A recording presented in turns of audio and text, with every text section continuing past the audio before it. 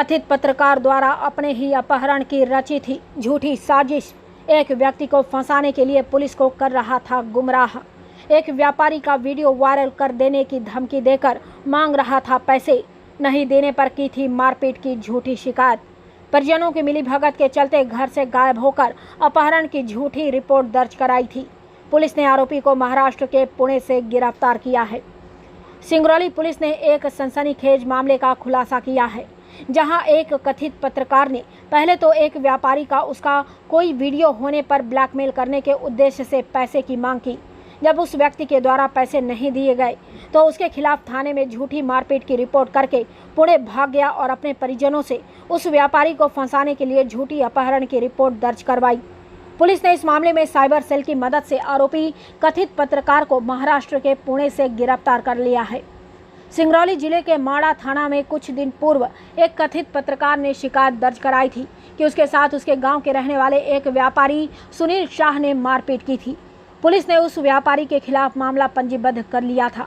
उसके बाद कथित पत्रकार ने परिजनों से मिलकर उस व्यापारी को और संगीन मामले में फंसाने के लिए नियति रची और खुद महाराष्ट्र के पुणे में एक दोस्त के पास जाकर रहने लगा और परिजनों को अपने अपहरण की झूठी रिपोर्ट दर्ज कराकर संबंधित व्यापारी को अपहरण के झूठे केस में फंसाने के लिए, और इतना ही नहीं, कथित पत्रकारों के संगठन ने एसपी को ज्ञापन देकर आरोपियों की गिरफ्तारी की मांग कर डाली थी।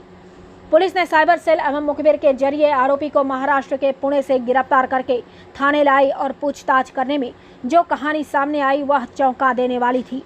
आरोपी ने बताया कि वह गांव के व्यापारी सुनील शाह को फंसाने की नीयत से वह अपने ही अपहरण की झूठी साजिश रच के अपने परिजनों से झूठी रिपोर्ट करवाई थी ताकि व्यापारी सुनील शाह को पुलिस गिरफ्तार कर ले। आपको बता दें कि यह कथित पत्रकार व्यापारी का कोई अश्लील वीडियो उसको मिल गया था, जिसको वायरल करने की धमकी देकर वह सुनील शाह से पैसे की मांग करता था।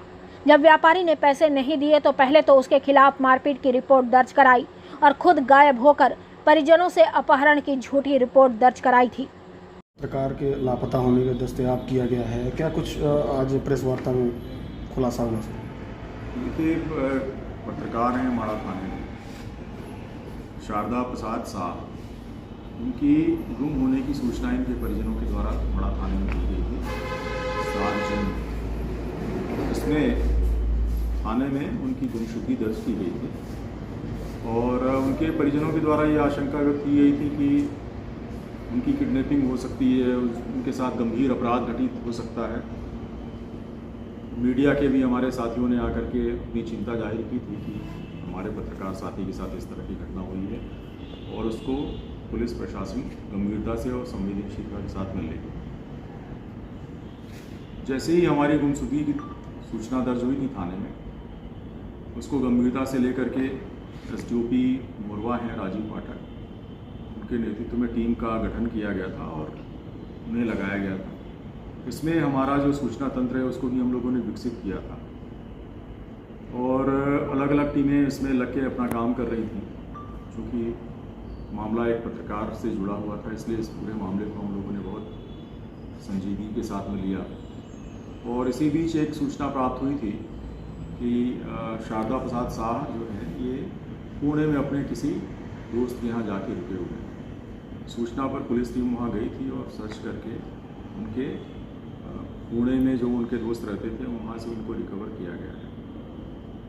उनको लेकर के यहाँ पुलिस टीम आई है और पूछताछ पे जो तथ्य आए हैं उसमें उनके साथ कोई अपराध का घटित होना नहीं पाया गया है, बल्कि ये स्पष्ट हुआ है कि एक व्यक्ति को ये ब्लैकमेल कर रहे थे जिसके खिलाफ इन्हें मारपीट की भी शिकायत की थी, जिसमें पुलिस ने प्रकरण दर्ज किया हुआ है ऑलरेडी, और उनसे पैसे मांग रहे थे। ये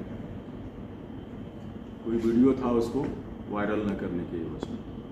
सर, इसमें जहाँ तक है कि पत्रकार शारदा प्रसाद शाह जो है, इसमें तो उनकी फैमिली भी इन्वॉल्व है, तो क्या इनके भी ऊपर पुलिस के द्वारा कार्रवाई की जाएगी?